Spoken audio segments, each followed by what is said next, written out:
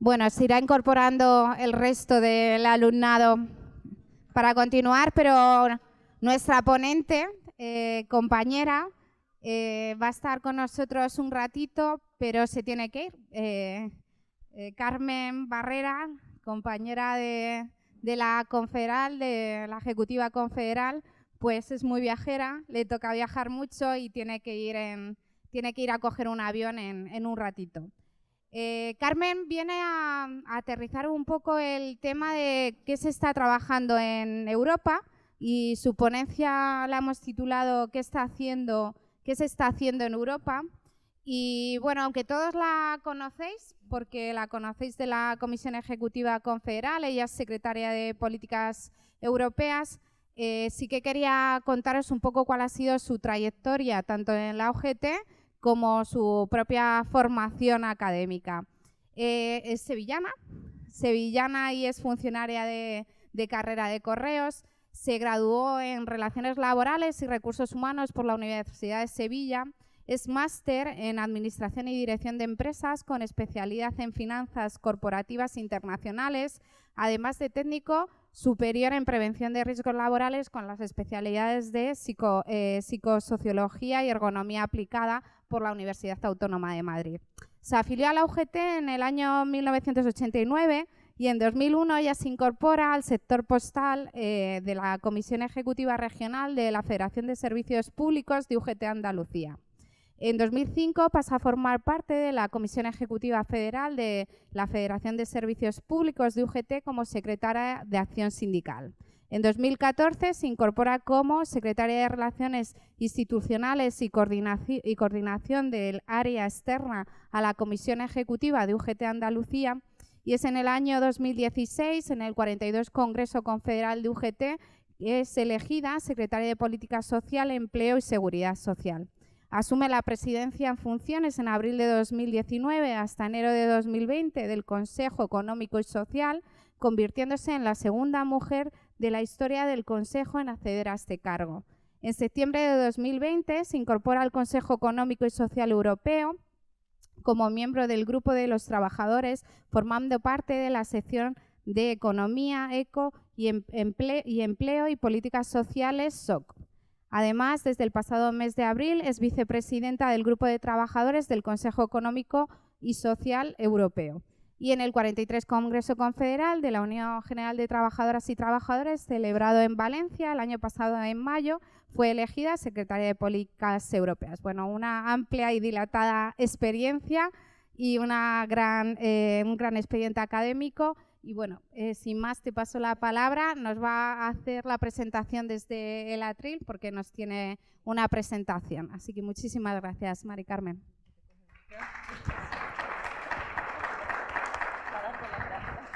Bueno, yo te cojo el micro para darte las gracias, Marina, sobre todo por haber contado conmigo en esta jornada. A ti gracias, especialmente a la Unión de Madrid, a los compañeros, a Marga, a José, etcétera, que están por aquí, bueno, y a todos. Porque lo comentábamos antes, yo he hecho muchas jornadas, pero es que a mí me encanta. Yo siempre doy las gracias a quienes organizan este tipo de actos porque a nosotros nos dan, y a mí en particular, aunque sea la que viene aquí a soltar el rollo, nos dan mucha fuerza. Yo creo que es el núcleo uno de los núcleos fundamentales donde nos rearmamos de valores, de ideas, de estrategias, etcétera, y que desde luego a las puertas de la ultraderecha que tenemos ahí, eso tenemos que protegerlo como sea, porque si supieran lo que hacemos en estas cosas, desde luego lo prohibirían, pero lo primero, está claro. Así que gracias, ánimo y estupendo. Voy a pasar porque como quiero hacer la presentación y pretendo sobre todo que este tema, que realmente es un poco árido, porque veréis cuando me comentaran lo de participar en esa jornada, bueno, pues entenderéis que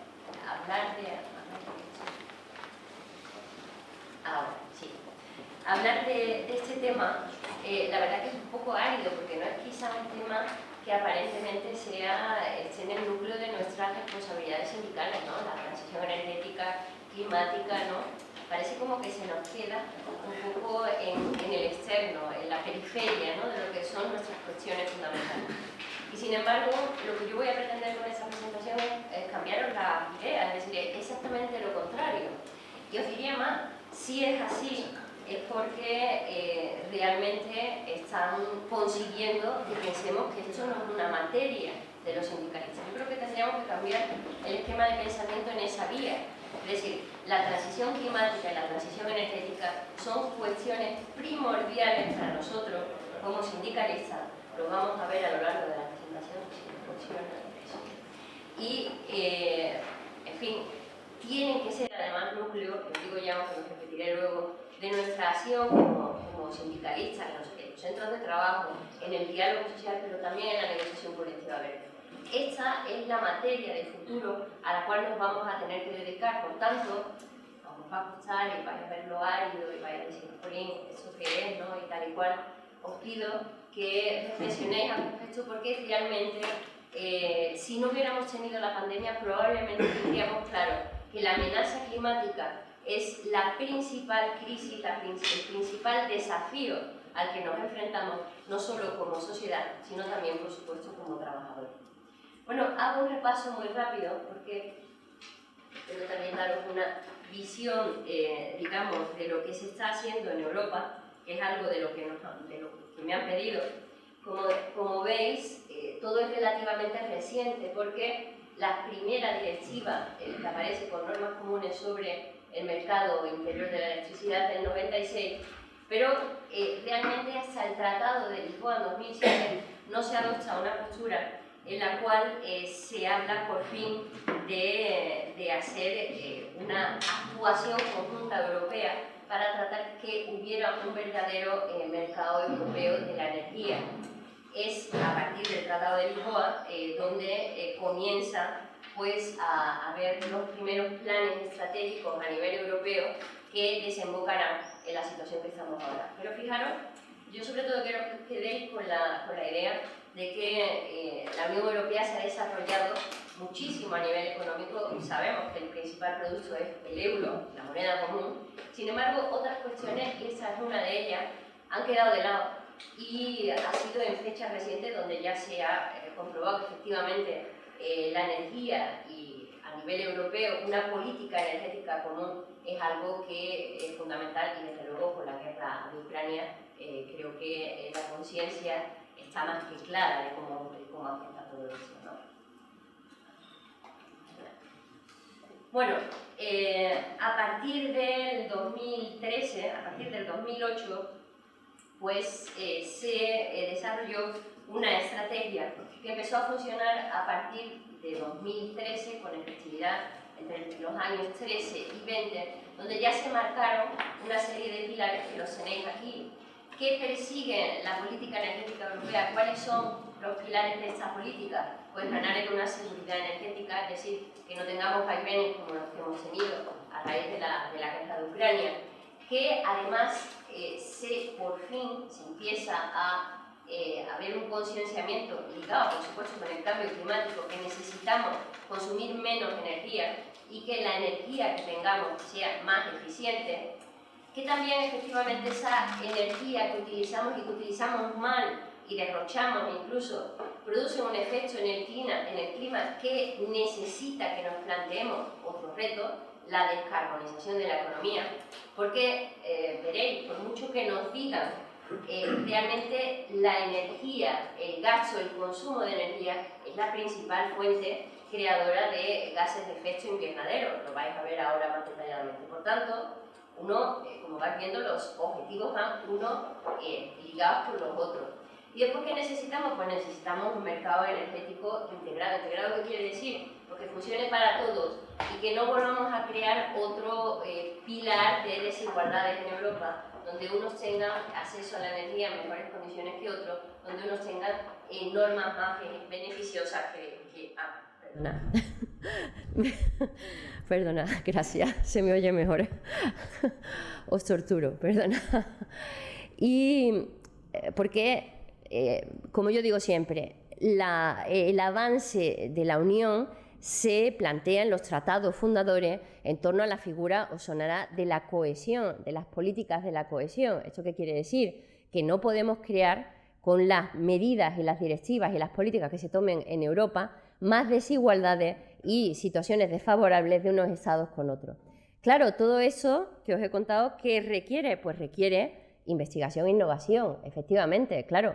Necesitamos avanzar en esas energías renovables, es obvio, en investigación e innovación en esta materia. Y claro, todo eso, dicho así, conlleva un cambio brutal, que por supuesto, y ahí es donde tenéis que empezar a coger, digamos, el hilo, afecta al mercado laboral, porque todo lo que es relacionado con el cambio en energías renovables está hablando de nuevos puestos de trabajo, de nuevas fronteras para nueva creación de empleos, lo que llaman empleos verdes, y para transformación además de los sistemas antiguos basados en esa economía del carbono, que obligatoriamente ahora se van a tener que cambiar por ley, y por supuesto eso supone cambio en el empleo y en el mercado de trabajo.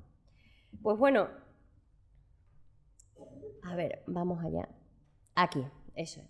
Como os decía, estos pilares se trasladan a las estrategias. La primera se elaboró en 2008, era con efecto a los años entre el 13 y 20, fijaros, ahí se fijaban ya una reducción del 20% en las emisiones de gases de efecto invernadero, igualmente el mismo 20% antes de 2020, ya seguramente lo habremos olvidado porque vamos muy rápido, ¿no?, en el progreso, pero antes de la 2030 teníamos la 2020, que se refería a la transición energética, fue la primera, y querían, bueno, pues el 20% de consumo de energía en energías renovables, con todo el esfuerzo que supone para que podamos consumir el 20% al menos en energías renovables. Estas se tienen que incorporar de manera normal y ordinaria tanto a los procesos industriales como a los ordinarios como ciudadanos, ¿no?, y ciudadanas.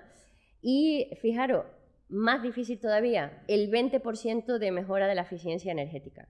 Ese 20% de la mejora de la eficiencia energética supone no solo que la energía tenga una mayor eficacia y produzca más, sea más productiva, sino también que ahorremos energía. Este es un concepto que ya en la anterior estrategia se incorporó y que hoy por hoy es casi la pieza angular. Tenemos que ahorrar energía. Os recuerdo tan solo que tras la invasión de Ucrania se planteó esa posibilidad de los apagones energéticos en Europa en el invierno pasado, acordaros, y esta cuestión del ahorro energético se puso en el centro, es decir, pensaban que la única forma de poder sortear esos apagones podía ser a través del ahorro energético. Sin embargo, dicho así, os estaría hurtando datos, porque hay un debate paralelo al de las energías limpias, renovables, etcétera, que es el debate de la nuclear, de la energía nuclear en Europa, que por mucho que os digan blanco o negro, la realidad es que ese debate no está resuelto. No está resuelto porque hay países como Alemania que tienen una poderosa industria que a base de energías renovables y verdes, pues evidentemente no puede subsistir, necesita de esa energía nuclear, y van a seguir forzando a que las decisiones en Europa, también por supuesto con el apoyo de Francia, que Francia es un enorme productor de energía nuclear, pues que las decisiones no basculen solo en torno a las energías renovables. Así que quedaros también con esa copla, porque actualmente en Europa, fijaros, el debate es si la energía nuclear es energía limpia o no. Perdona, que se me ha ido por aquí. Eso. Si es energía verde, si es energía limpia, y hay teorías para todo, es decir, hay quienes defienden que la energía nuclear es una energía limpia, que no se puede dejar fuera del paquete de las renovables. Bueno, a raíz del cumplimiento de los objetivos como os decía, de la Estrategia 2020, que en 2020 efectivamente se llevaron a cabo, en el 2021 llegamos a la situación actual. Se elaboró el Pacto Verde Europeo, sonará el Green Deal, y cuando escuchéis Pacto Verde Europeo, Green Deal y Fit for 55, el objetivo 55, estamos hablando de lo mismo, ¿vale? Eso fue en 2021, donde se superó esos objetivos para el 2020 y se plantearon nuevos objetivos. Realmente tengo que deciros que yo ya estaba en Bruselas y nos impresionó el despliegue brutal, os digo, el mayor despliegue normativo nos decían, sobre todo la gente que está en Bruselas desde siempre, el mayor despliegue normativo que ha hecho la Comisión Europea ha sido en torno al Fit for 55, a este paso, al Green Deal, porque no son normas específicas solamente para la transición ecológica verde, para hacer frente al cambio climático, no, son normas que afectan absolutamente a todas las normas europeas. Todas las normas europeas que están en vigor van a ser objeto de cambio por este objetivo 55, porque todas se van a tener que adaptar a esa nueva economía, nueva realidad económica y social del cambio climático. Y fijaros, fundamentalmente el cambio de mentalidad de la Comisión Europea es de cara a la cuestión financiera y presupuestaria, porque se van a diseñar en los próximos años nuevos presupuestos donde en todo estará presente el recaudar fondos para financiar esta transición. Creo que lo he dicho claramente. Es decir, por tanto, partimos de la base que en 2021 la Comisión Europea hace este despliegue y ahí toma conciencia de la necesidad de enviar fondos para poder conseguir todos esos cambios que plantean en las normas, pero que son verdaderas normas, son brutales, son normas ingentes que tardaremos años, o sea, hablamos de horizonte hasta el 2050, pero tardaremos muchísimos años en poder cumplir con todos esos objetivos. Y, por supuesto, lo que se necesitan son fondos. Claro, ¿qué ocurre? Pues que, lo digo antes de deciros los objetivos, ¿qué ocurre? Que en 2022, como todos sabemos, estalla la guerra de Ucrania, que ya de por sí la guerra de Ucrania pues, ha exigido a la Comisión Europea un despliegue importante en fondos para la crisis humanitaria y migratoria que sabéis que se originó de momento, pero es que además la crisis de Ucrania ha tenido un efecto sobre el mercado energético que incide directamente con lo que son los objetivos del Fit for 55, porque como todos sabéis, por la perturbación que ha supuesto el hecho de que Rusia, lo sabemos todos, era un grandísimo productor y proveedor de gas en toda Europa, pues eso ha hecho el tratar de prescindir de Rusia como proveedor, ha hecho que los precios aumenten, que suban. Sabéis que tenemos la crisis, además, del coste de la vida ligada fundamentalmente a eso. Y, por tanto, el objetivo Fit for 55, este plan de la Unión Europea, digamos que se ha quedado un poco en gris. Es decir, hubierais podido tener un impacto y un conocimiento mucho más importante de ello si no hubiéramos tenido las circunstancias de la guerra de Ucrania. Y es por eso quizá que hoy yo aquí os tengo que explicar cuestiones que son muy básicas, probablemente, y que de no haber existido la guerra ya serían de común conocimiento de todas y todos, ¿no? Entonces, fijaros, del 20% que fijamos en el anterior, hemos pasado ahora a la reducción del 55% en las emisiones de gases de efecto invernadero, a una reducción de 0 emisiones en 2050, el 55 es en 2030, el 0 en 2050, fijaros, los objetivos son muy exigentes, y llegar, por supuesto, a la neutralidad climática, algo que realmente convierte a Europa en el primer territorio, en el primer área, zona potente del mundo económico, de las potencias económicas mundiales, en marcar este objetivo. Es decir, seremos los únicos si alcanzamos en 2050 esa neutralidad climática en todo el orbe.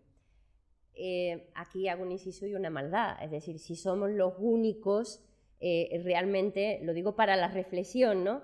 Realmente sobre los objetivos del clima a nivel mundial poco estamos haciendo. Por tanto, la influencia de Europa tiene que quedar no solo dentro de la frontera, es decir, tenemos que predicar con el ejemplo, pero también tenemos que tener una influencia a nivel geoestratégica y global para que realmente el cambio climático no sea una amenaza, porque si el resto de continentes siguen en los estándares anteriores de la economía del carbono, pues bien poco vamos a hacer, ¿no?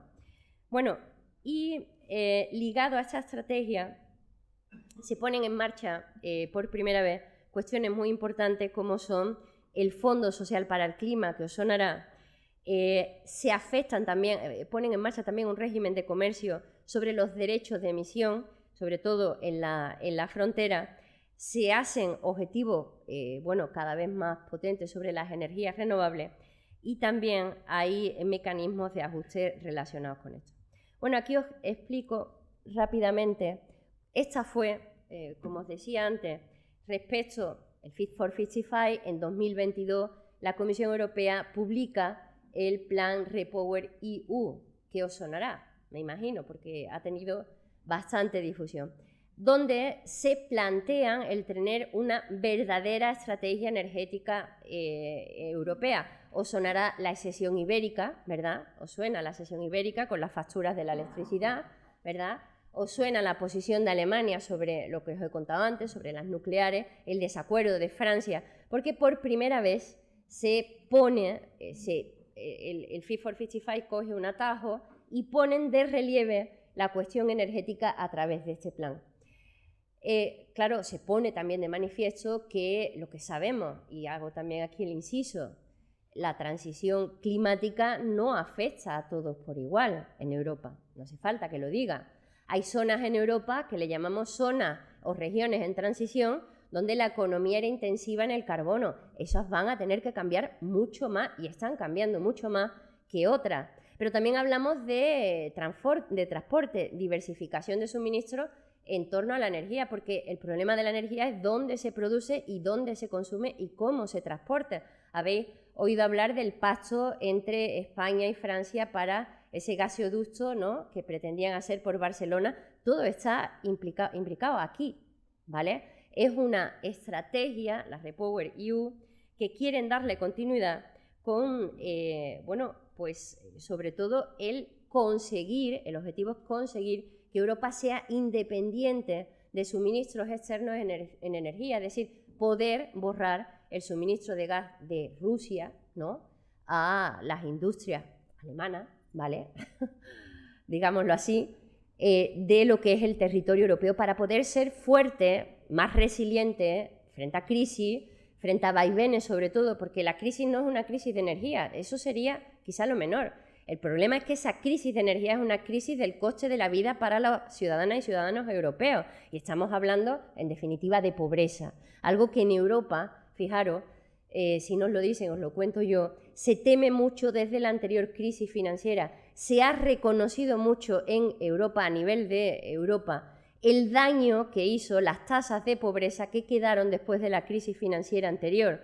Probablemente no en voz alta o probablemente no fuera de las fronteras de las instituciones, pero sí que os aseguro que hay una conciencia de que la pobreza no puede dispararse como lo hizo en 2012, fruto de la crisis. Por tanto, esta crisis fruto de la guerra de Ucrania y que afecta al coste de la vida, está provocando el que Europa por fin, y creo que estratégicamente es una cuestión muy importante, pueda ser independiente en un futuro en materia energética.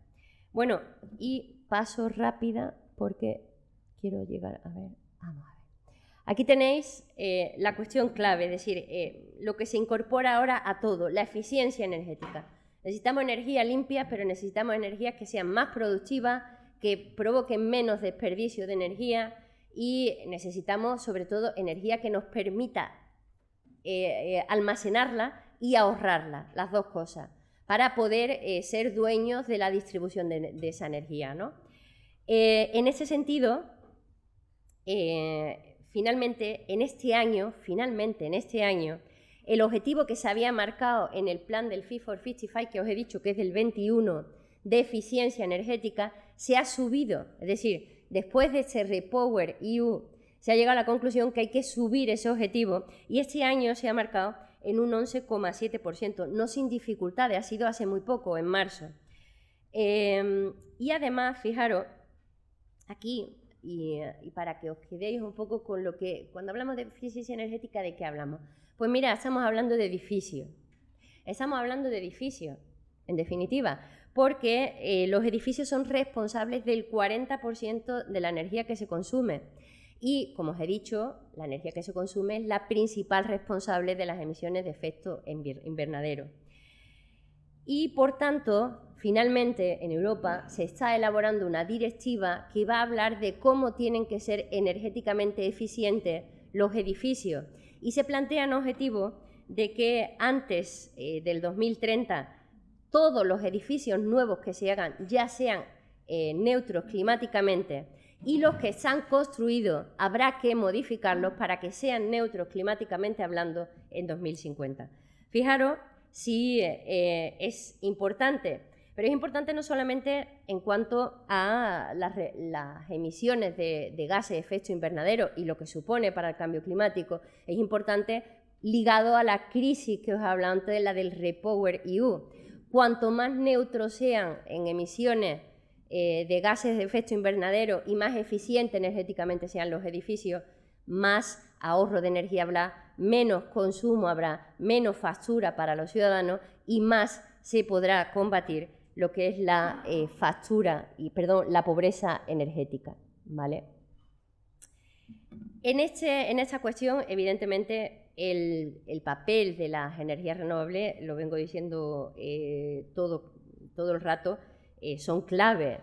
En este sentido, bueno, el problema, como os digo, es que necesitamos, la conclusión, mejor dicho, es que necesitamos mucha más investigación y desarrollo de estas energías para conseguir que sean más eficientes, porque el problema que tiene ahora mismo Europa es que hay ya muchos estudios que llegan a la conclusión de que es imposible, solo con energías renovables, el poder suplir el consumo de energía de muchos ámbitos, no solo industriales, también de consumo ciudadano, ¿no?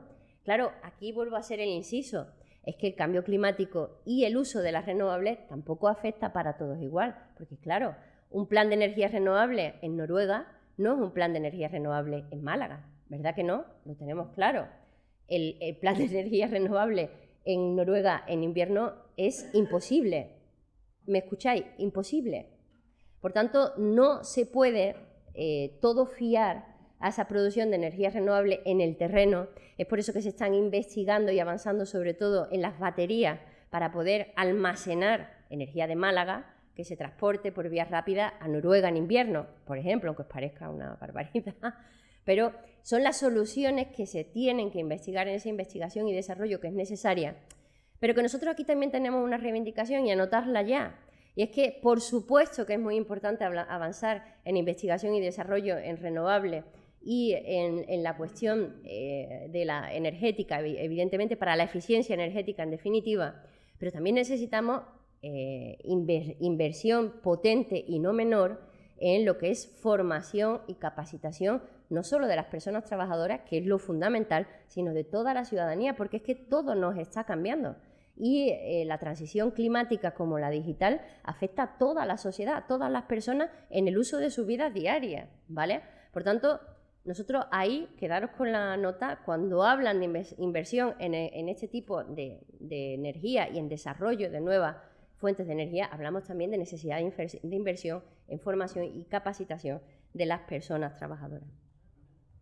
Bueno, se ha puesto un objetivo, y con esto termino esta diapositiva, se ha puesto un objetivo realmente ambicioso y es que las energías renovables alcancen en el próximo periodo, antes del 2030, al 45% de la producción total de energía. Creo que es realmente ambicioso.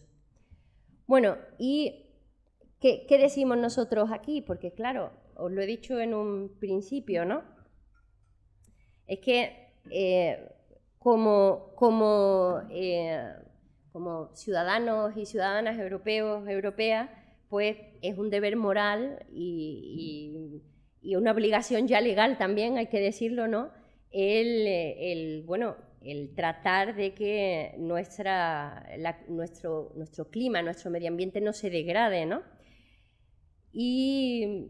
Pero claro, eso no puede ser a costa de cualquier cosa, porque ¿habéis visto todo lo que os he contado? No os he contado todavía cuál es la previsión que en ese Fit for 55, que como os digo, han hecho normas y normas y normas y folios y folios escritos de normas y de cuestiones que tienen que cambiar en toda la construcción del marco jurídico europeo para enfrentar a este cambio, el de la transición climática, pero no os he mencionado ninguna que se relacione con el empleo, ¿verdad? No me habéis escuchado hasta aquí. Pues porque no lo hay.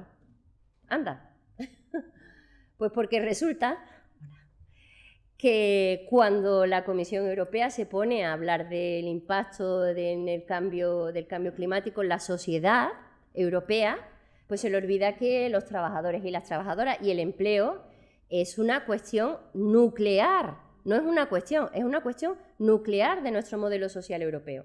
Europa es el único punto del globo donde al trabajo se le acompaña la protección social. El único, es nuestra marca de calidad europea, nuestra divisa, podríamos decir. Y sin embargo la Comisión pues no hace ninguna planificación, así tan llanamente, como diciendo hemos trabajado mucho, ya no nos quedaba más, nos hemos cansado, y lo del empleo pues como que no. Claro, por eso nosotros, lo que os decía al principio, pues hasta aquí nos quedamos un poco al margen, ¿verdad? Estamos como al margen, hay que decirlo, estamos al margen de esto. Esto es de los biólogos y los climatólogos y los no sé qué y los no sé cuánto, y no es de sindicalistas. Pues ¿cómo que no? Pero si estamos hablando de deslocalizar industrias del carbón, de territorio, ¿cómo que esto no es de los sindicalistas? Vamos a ver, ¿cómo que esto no afecta al empleo y a las condiciones de trabajo cuando muchos trabajos se desarrollan al exterior y está cambiando el clima? Qué fácil, ¿eh? Yo creo que es claro y meridiano.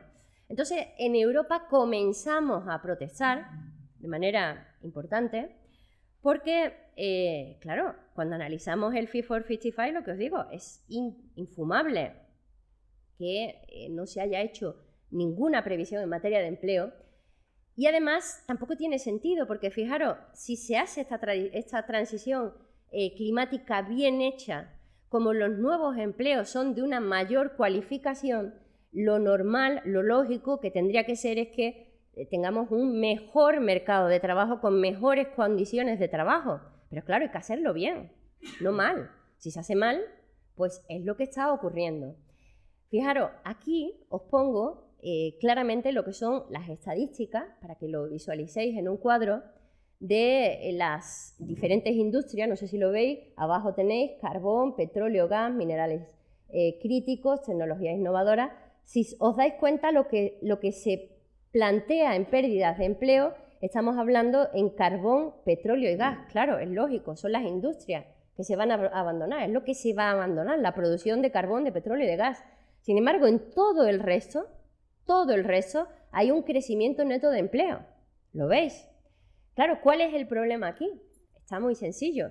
Que donde destruyo empleos de carbón, petróleo y gas, no creo empleos de bioenergía. Los creo en otro sitio. ¿Vale? Por tanto, la transición sigue el camino que os decía en un principio de la desigualdad. Favorece a uno, perjudica a otro, ¿verdad? Porque lo que necesitamos, yo creo que ya salta a la vista, lo que necesitamos es un plan. No se puede dejar que esta transición se haga sin una planificación adecuada donde se prevean dónde va a haber una destrucción de empleo para amortiguarlo con la creación de empleo neto. Porque se estima, fijaros, que se pueden crear en los peores de los casos hasta 10,13 millones de empleos. O sea, esto no es una cuestión menor, tiene que poder haber empleo que cubra todos los empleos que se tengan que perder. Sin embargo, como os digo, no se ha tenido en cuenta. La Comisión, sin embargo, sí que ha reaccionado al respecto porque, a ver, recientemente en este año, en marzo, sacaba una recomendación sin que nosotros hayamos hecho. Normalmente para que hagan medidas en torno al diálogo social y la negociación colectiva tenemos que hacer muchas reivindicaciones, tenemos que hacer manifestaciones europeas incluso y otras cuestiones. Y sin embargo este año motu propio han sacado una recomendación sobre refuerzo del diálogo social porque efectivamente están tratando de suplir las carencias de todo el paquete que ya empieza a ser claramente criticado.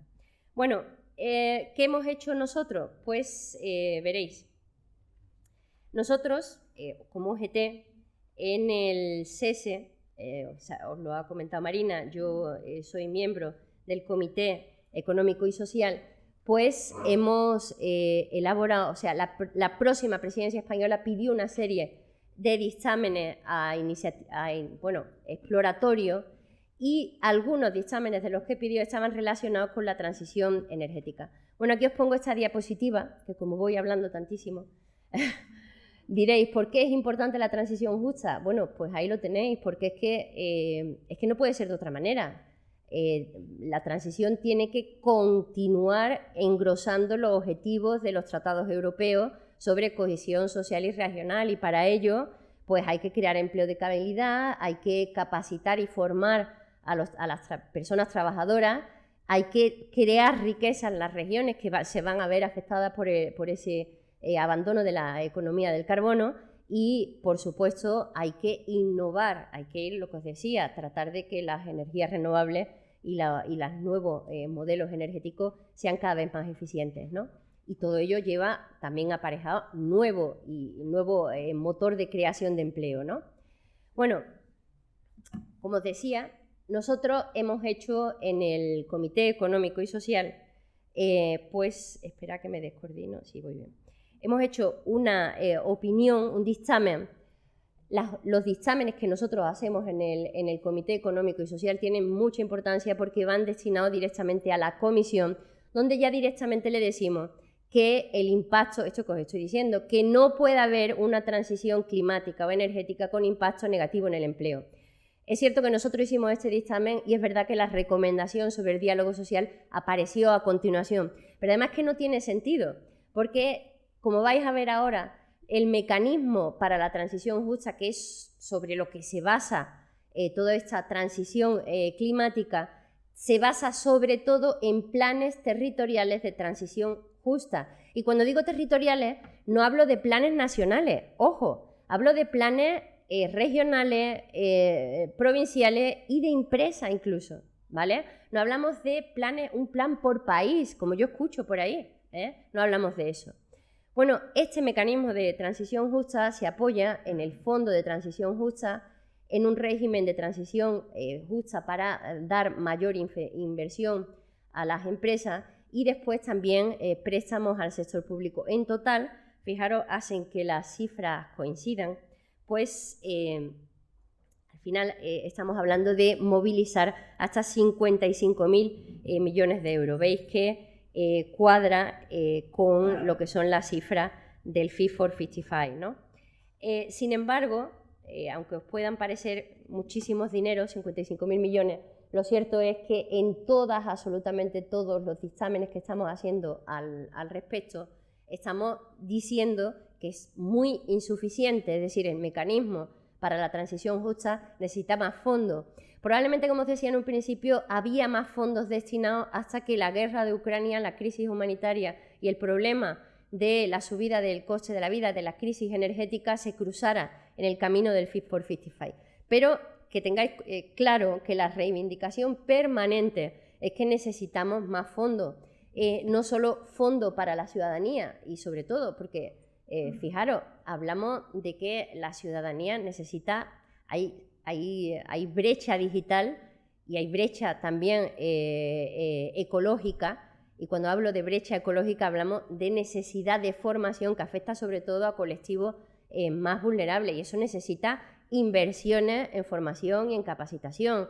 Por supuesto, a las empresas, para que se adapten las empresas, yo creo que se está clara, para que se adapten las empresas a las exigencias de emisiones, de adaptación al medio ambiente, de residuos que no sean tóxicos, que no contaminen, etcétera, etcétera. Pero también hablamos de tipos de transporte, hablamos de movilidad, hay que cambiar infraestructuras que afectan a territorios, a ciudades, etcétera, tratando que esos modelos de transporte estén adaptados también a ese sistema de futuras emisiones cero.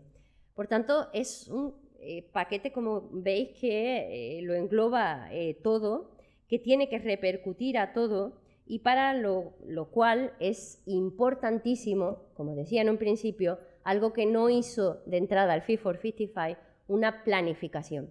Y una planificación que tiene que venir, por supuesto, en la norma desde la Comisión Europea en ese Fit for 55 como una recomendación, obligación a los estados de elaborar planes territoriales de transición justa, pero bueno, y aquí nos paramos. Oiga, ¿y cómo se hacen esos planes territoriales, no? Porque si resulta que son planes que afectan a territorio, que afectan a empresas, que afectan a condiciones de trabajo, que afectan a trabajadores y trabajadoras, que la mayoría son ciudadanos y ciudadanas, yo creo que en esos planes tenemos que estar los agentes sociales. Yo creo que es obligado, que la norma tendría que haberlo dicho de manera obligatoria y que ya en las leyes en los Estados miembros tendrían que decirse que no se puede gastar un euro que no surja de un plan donde hayan participado antes, durante y después los agentes sociales. Yo creo que eso es bastante razonable. Y diréis, bueno, y esta que me está contando todo esto del SES y tal, bueno, ¿cuál es nuestra contribución como UGT aquí? Pues precisamente esta. Hemos hecho un dictamen para decirle a la Comisión que tiene que condicionar la financiación de los planes a las empresas a la participación de los agentes sociales. Y que si esos planes no consisten en un resultado que cree empleo estable y de calidad, no son válidos y no debe haber financiación. ¿Queda claro? ¿Queda claro? Porque la Comisión, cuando quiere, y ahora lo ha hecho con, como sabéis, con los fondos de recuperación, exige garantías a los Estados a cambio de darles los fondos. Os pongo un ejemplo. Polonia y algunos otros países de la Europa del Este muy reaccionarias, muy conservadoras, llevaban bloqueando iniciativas por la igualdad de la mujer. ¿Os suena la presencia de las mujeres en los consejos de administración, la ley de transparencia salarial, durante más de 8 años? 8 años, porque sabéis que en Europa hay que decidir las cosas por unanimidad. Sin embargo, llegó los fondos de recuperación y le dijo Bruselas a estos países: si estáis de acuerdo con las normas de igualdad, o en otras palabras, si mejoráis la democracia en vuestros países, os doy los fondos de recuperación. Pues han salido todas una detrás de otra, ¿lo habéis visto? ¿Verdad? Oye, qué rapidez, ¿no? Bueno, ¿por qué no hacen lo mismo ahora con estos fondos? ¿Por qué no hacen lo mismo ahora con esto que hace tantísima falta cuando estamos viendo, fijaos, sigo contando, en el dictamen que elaboramos en el grupo de los trabajadores, que lo llevé yo, lo llevamos UGT en el grupo de los trabajadores, encargamos a un centro de investigación europeo, el más prestigioso en esta materia, que nos dijera cómo estaba la situación de la transición energética en el empleo en Europa. Y salvo en Estonia, en algunos casos empresariales muy contados, el resto de las experiencias eran todas negativas.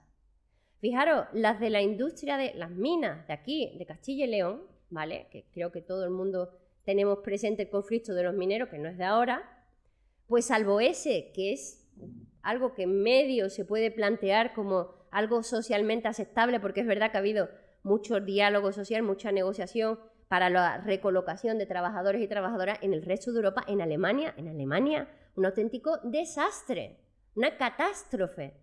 Y eso no lo decíamos nosotros, porque claro, si lo digo yo, como soy sindicalista, pues dirán, ¿tú qué vas a decir? ¿Verdad? No, lo decía un centro de investigación europeo, muy reputado, porque lo hicimos así, para lo mismo. Por tanto, no es de recibo que cambiemos, hagamos una transición obligados por el cambio climático y que reproduzcamos un modelo de empleo donde no solo heredemos los malos hábitos que teníamos, sino que encima lo empeoremos. Eso no puede ser. Y eso, en resumidas cuentas, esto es lo que nosotros, UGT, el Comité Económico y Social, porque no se os olvide, esto lo dice UGT, pero hemos negociado con los responsables, los representantes de los empresarios y con la sociedad civil en el comité, y es un mensaje que le hemos lanzado a la Comisión. Por tanto, van a ser a partir de ahora mucho más exigentes con la negociación de estos planes, que por supuesto tienen que tener financiación suficiente, hay que dotar de financiación suficiente, pero esa financiación tiene que ser condicionada y tenéis que quedaros, vosotros que sois responsables de la negociación en las empresas, tenéis que quedaros con esa impronta de que cuando se hable de cualquier cuestión al respecto de este tipo de planes de transición, tenéis que estar presentes y tenéis que exigir que las financiaciones se condicionen a creación y mantenimiento de empleo de calidad, porque eso lo va a exigir Europa de esa manera, y que no cuenten milonga. Yo creo que pase una gotita de UGT es algo importante. Bueno, voy terminando rápido. No solo queremos afectar ahí, fijaros, a estos planes. Está también el ámbito de las empresas. Pasa. Está también el ámbito de las empresas. Entonces también hemos hecho un dictamen en el Comité Económico y Social sobre Negociación Colectiva Verde, que también ha sido una de las peticiones del Gobierno español. Tanto el dictamen de la transición energética como este le van a servir a la presidencia española, cruzamos los dedos después de las elecciones, evidentemente, para desarrollar esas cuestiones que os estoy planteando.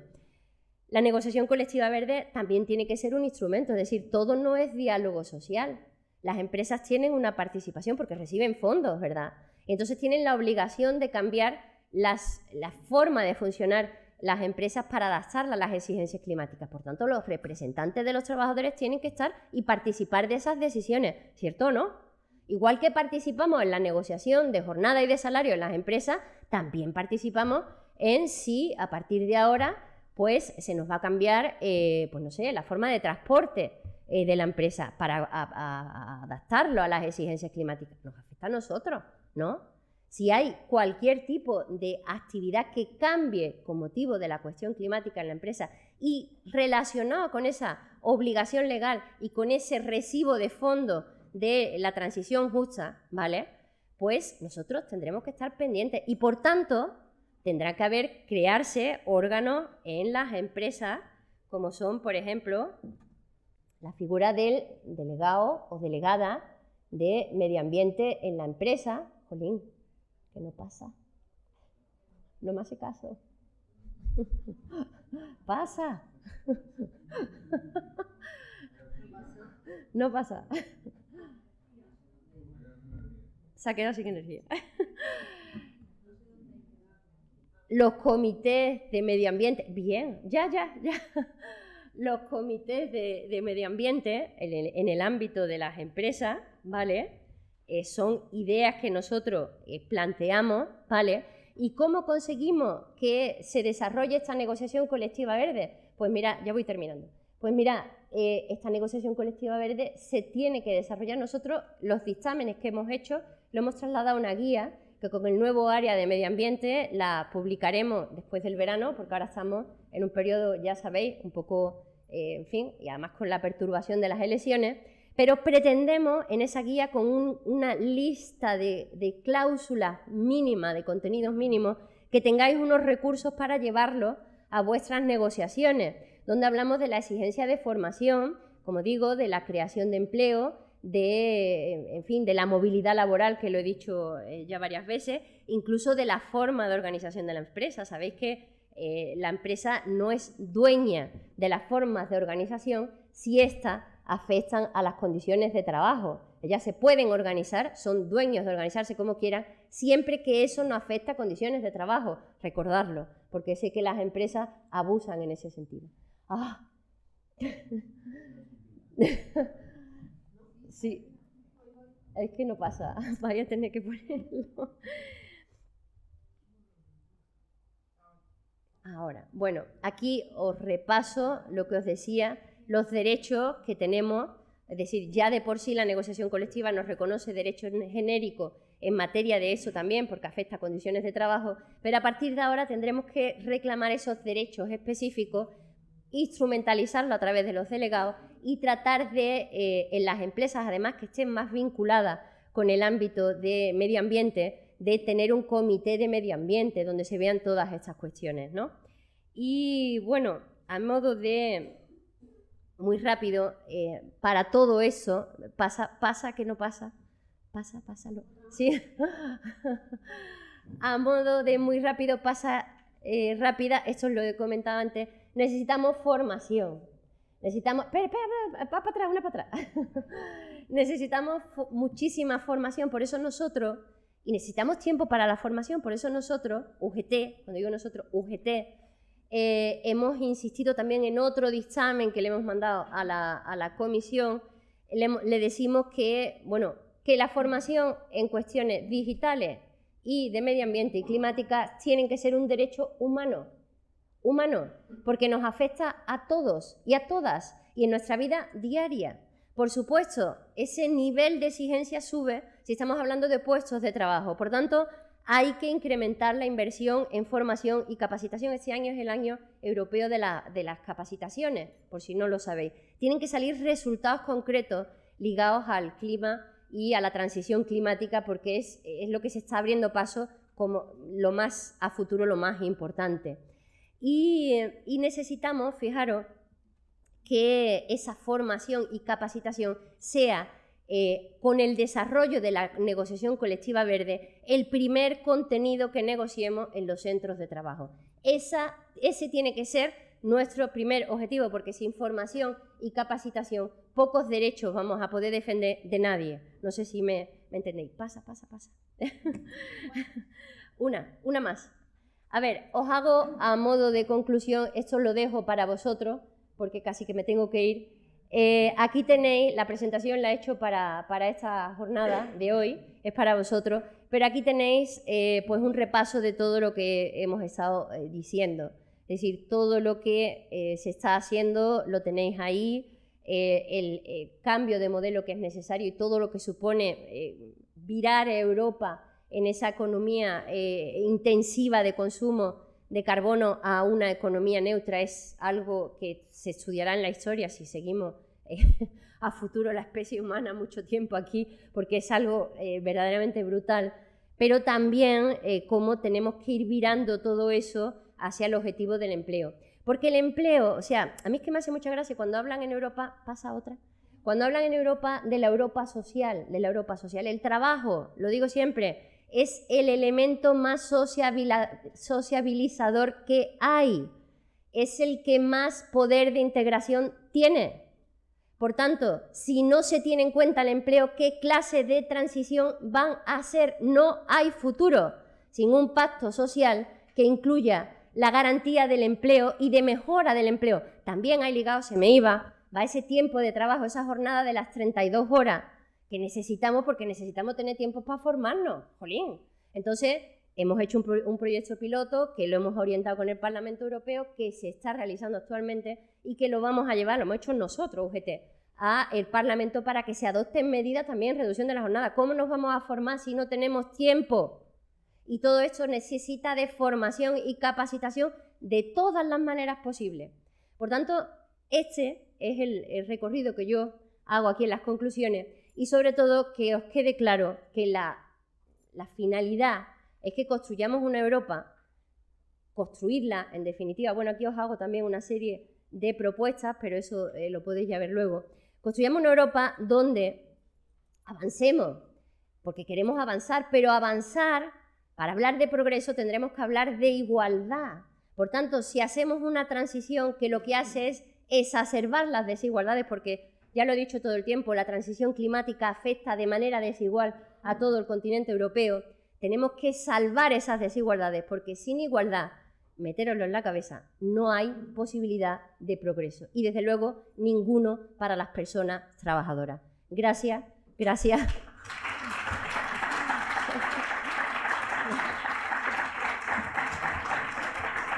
Y me tengo que ir.